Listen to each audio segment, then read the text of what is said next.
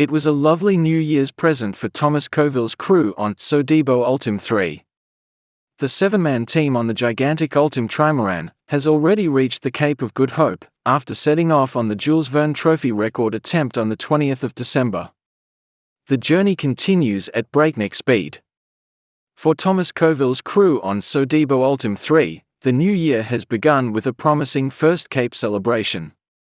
Just 11 days, 15 hours and 11 minutes after setting off on its latest Jules Verne adventure, the French trimaran, and its crew of 7, reached the Cape of Good Hope on the 1st of January of the new year. Her rival, SVR Lazartigue, is in her home harbour for the time being. Là, on a perdu 3 degrés sur la température de l'eau ces dernières 24 heures, ça va continuer à diminuer. Et on va rentrer dans les mers australes dans les 72 prochaines heures par ici. On va voir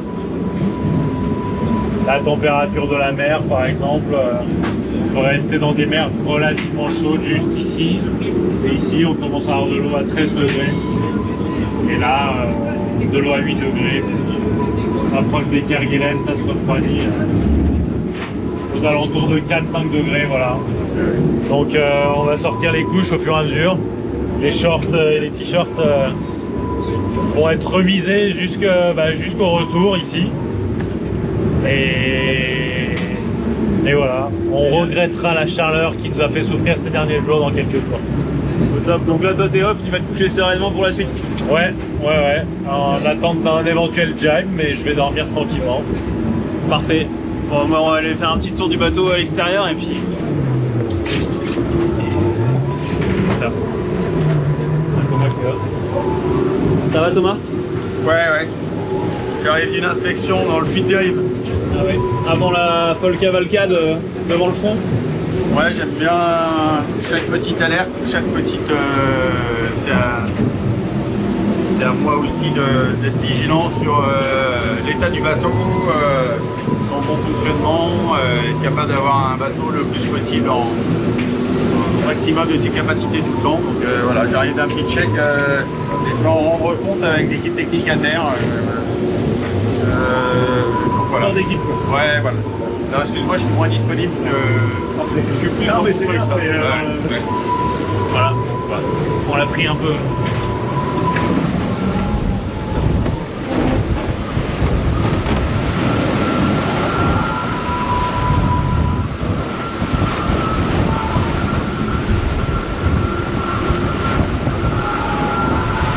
Voilà, ça carbure bien. Ah, c'est joli. Hein.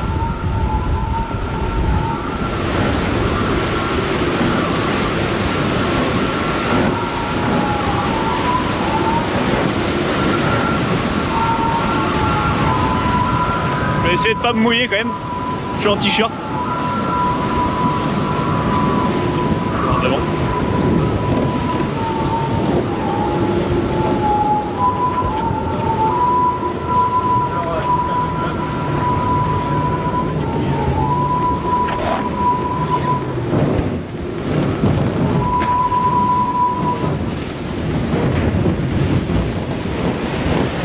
Voilà pour les news et à bientôt.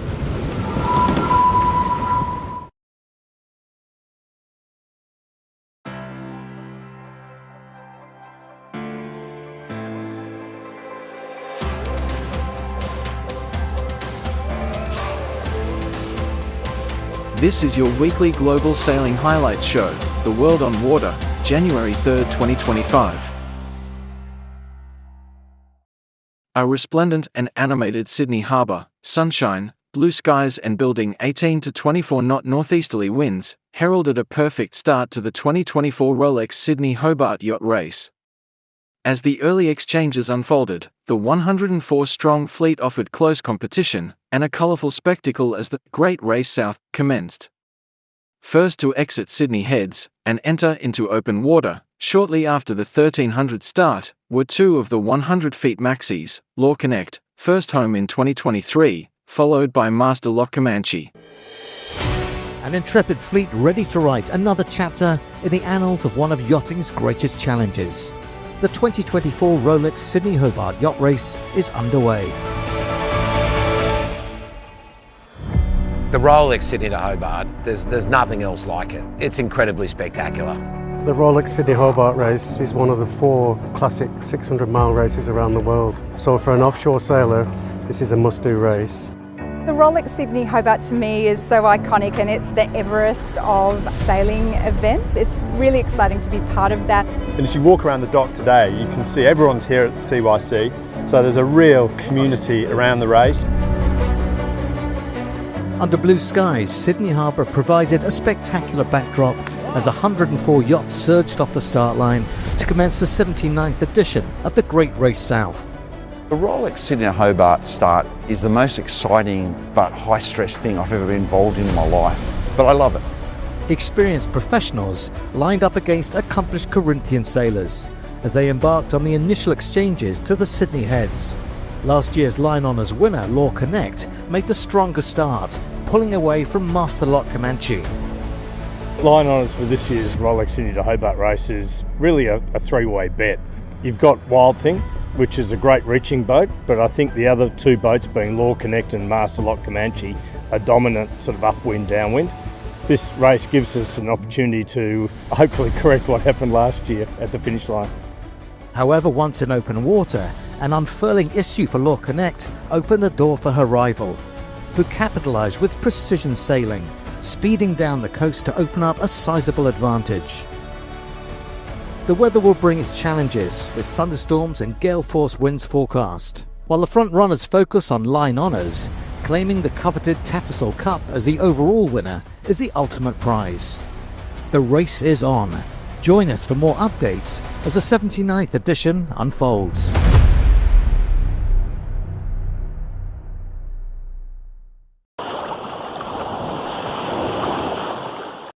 World Sailing has put together a compilation of videos which they suggest is the best sailing events for 2024. Is your highlight included? Good evening, ladies and gentlemen. This is the race committee. The wind sampling is now complete. Please take your seats and enjoy the ride.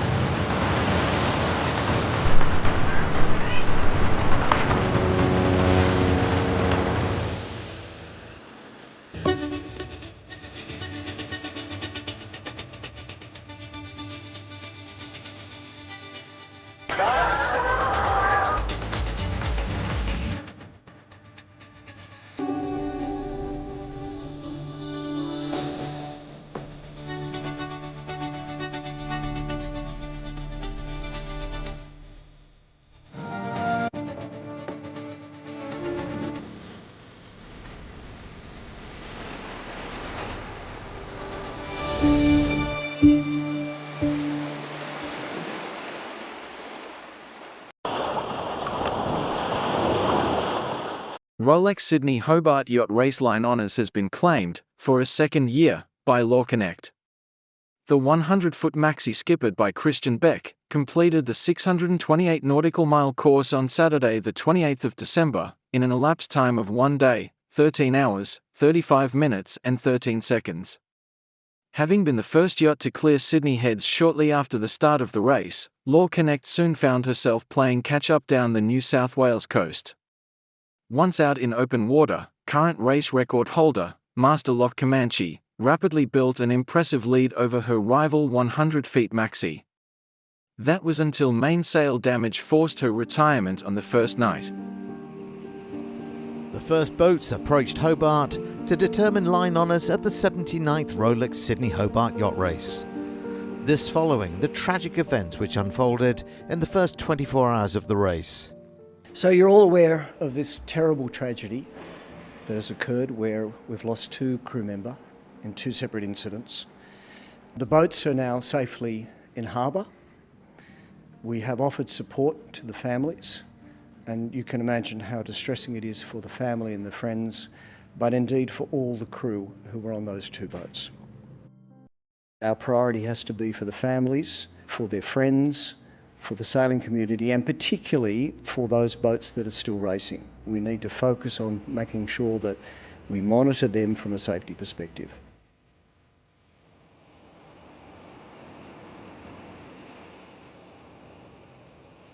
On open water, competitors still racing faced challenging conditions, forcing the early retirements of over 20 yachts. Among them the 2022 Line Honours victor, Master Lock Comanche, suffering mainsail damage. The shock exit left Christian Beck's Law Connect to claim line honours for the 2nd consecutive year, with a time of 1 day, 13 hours, 35 minutes and 13 seconds. We're very happy to have our 2nd one in a row. Hugely disappointed in the news that we've heard during the race with the loss of a couple of fellow competitors, and our heartfelt condolences go out to all the friends and family of those competitors. With line honours now concluded, the focus shifts to the race for the overall winner of the Tattersall Cup. Celestial, having sailed an exceptional race, lead the fleet, but can they hold on? Time will tell. Join us for more updates at the Rolex Sydney Hobart Yacht Race.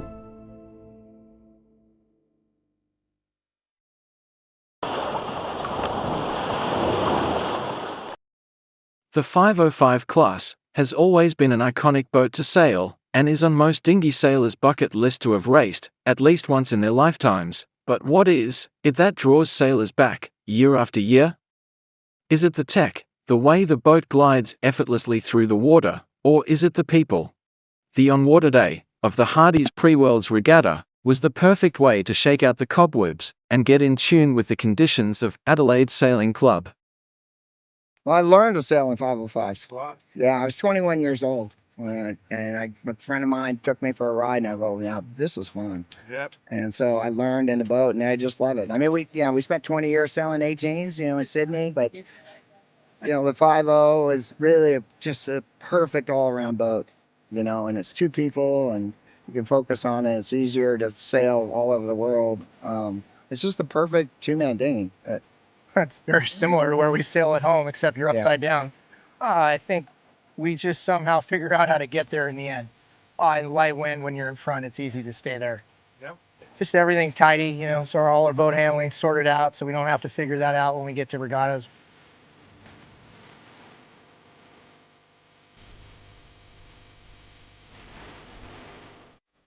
Well, I think there is an event within an event.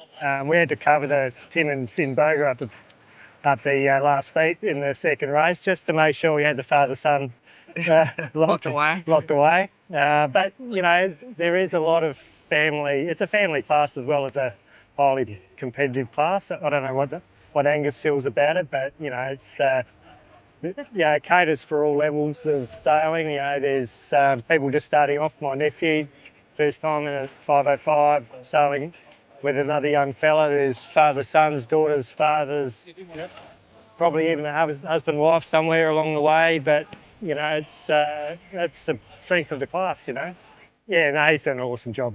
We certainly wouldn't be doing as well as we are without him on board. He's a super athlete, super sailor. And yeah, we're having a bit of fun, which is the main idea of the event. Oh, just have fun and just take the experience. Like, there's only probably once in a generation it's here in Adelaide, these 5.0 Worlds, so just take it in and, just relinquishing the fact there's just so many boats here and you're competing in sea breezes every day and just having fun and, just drinking beers. It's pretty good. Just, yeah. Cheers. Weighing up, but yeah. Depth of knowledge around the whole fleet is that's what I'm so drawn to. Especially the racing style, it's really hard. Everyone, if you make a mistake here, it's you've got to cop it, and it's also just awesome to look around and just be able to communicate and talk to so many great sailors, who've done so many awesome things just in sailing, not just in the 505, and yeah, it's great. Just also sail my old man, who's also done that fair bit, and then take it on against them and see what we can do. So how good is it? Beautiful day, nice breeze, legends of the class all around us. 70 boats. Great, nice club, beautiful lawn. Happy days, I reckon.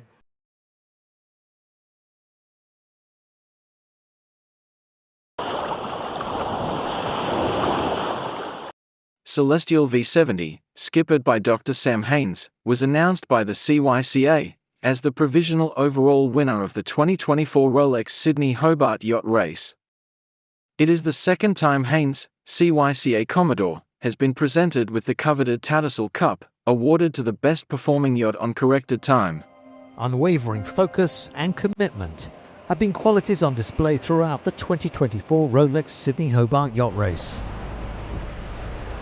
One crew excelling was Celestial V70, who the Cruising Yacht Club of Australia announced earlier today as a provisional overall winner. After success in 2022, this was the second time skipper and CYCA Commodore Sam Haynes has received the coveted Tattersall Cup. 2022, that was like a life changer for me, and then this year, getting an overall win again, particularly as Commodore of the club, very special moment. It was a performance which said a lot about teamwork, focus and dedication. The crew are probably integral to be able to make this boat work as well as it did. The boat was a good platform for taking on these weather conditions. It's a tough beast, so it's time to fly. Over the past 24 hours, more yachts negotiated the final stages of the race, turning Tasman Island, heading through Storm Bay, and up the Derwent River to complete this epic event. Over the coming hours, many more will follow suit.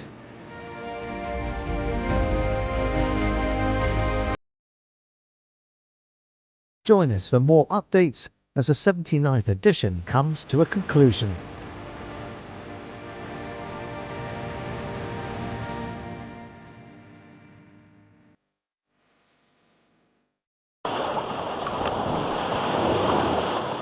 A year and a few months after laying the first layer of recycled carbon at Duke Line Atlantique, Amel Tripan and the entire Les Petits Dudas team are preparing for a particularly significant moment as the hull leaves the shipyard where it was built and begins its journey, by road, to St. Philibert.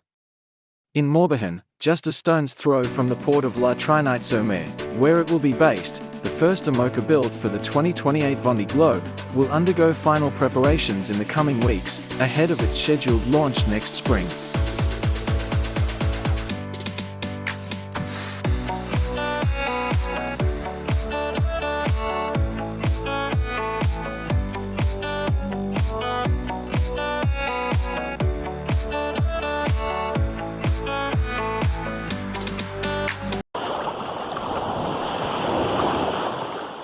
The official prize giving for the 2024 Rolex Sydney Hobart Yacht Race offered a poignant conclusion to an edition marked by tragedy and defined by resilience. Competing crews confronted myriad challenges and a range of weather conditions throughout the 628 nautical mile race.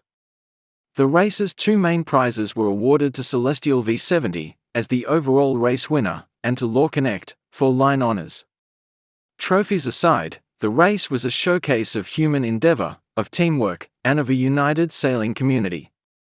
Ahead of the prize giving, a memorial service was held for the two sailors, Roy Quaden and Nick Smith, who lost their lives during the first night of the race. The 79th edition of the Rolex Sydney Hobart, one where crews encountered a myriad of conditions and challenges on the 628 nautical mile racecourse, came to a conclusion today in Hobart. Ahead of the official prize giving, there was a poignant moment on Constitution Dock. Today, we gather with heavy hearts to honour two cherished members of our sailing community, Nick Smith and Roy Quaden, who tragically lost their lives while competing in our race. Both men embrace the spirit of adventure that defines our sport.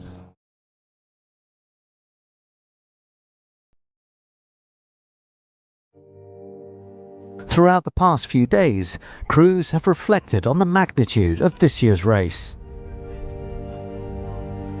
I've been sailing since I was 8, dinghies, all those sort of things, and when you get a good bunch of people with you, a good crew, and a nice solid boat, you know, you can take these challenges on, and it's one of the best races in the world. There are times when you just think, why do I do this again? But then, yeah, it's really rewarding.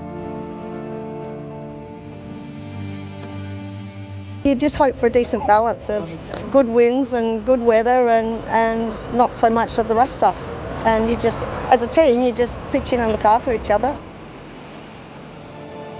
We knew that it would be pretty hard and pretty strong, and it was. It's tough, it's not easy.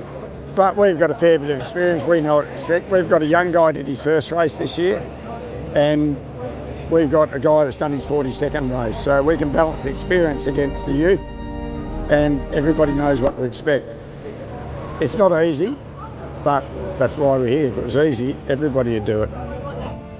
One of the race's main prizes went to Christian Beck's 100-foot maxi Law Connect, as line honours winner for a second time. The coveted Tattersall Cup for overall winner was claimed by Celestial V70, skippered by Sam Haynes, who became the third active CYCA Commodore to win the race. This concludes the 79th edition of the Rolex Sydney Hobart Yacht Race, a true test of human endeavour.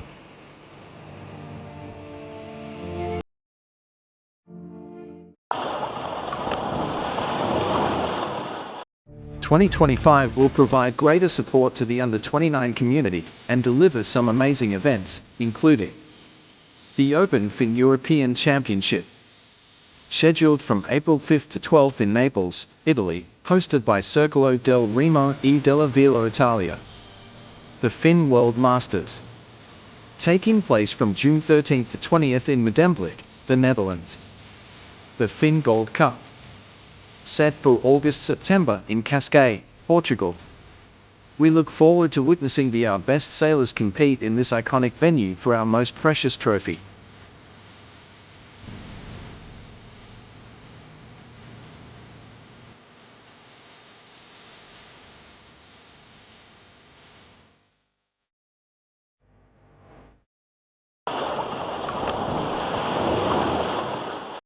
The Optimist World Championship 2024 was held at Mar del Plata, Argentina, with the final results giving victory for Iason Panagopoulos from Greece.